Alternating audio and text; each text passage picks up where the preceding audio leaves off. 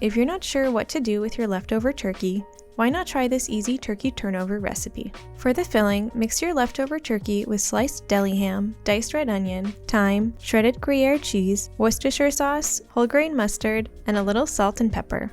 Once that's really well mixed, you're ready to assemble your turnovers. This is super easy. Just spoon the filling onto a sheet of puff pastry cut into quarters. You should be able to evenly divide the filling between the 4 pieces, then brush the edges of each square with egg wash to help seal them. At this point, you can use your hands to fold one corner over the filling to form a triangle, then firmly press the seam closed with your fingers. You're almost ready to bake now, so transfer the turnovers to a lined baking sheet, then brush the top of each with a little more egg wash. This will give them a beautiful color in the oven. Now it's time to bake these at 400 degrees Fahrenheit for 25 minutes. Allow them to cool slightly before serving for lunch, dinner, or just a little snack. Subscribe to Dished for more delicious recipes.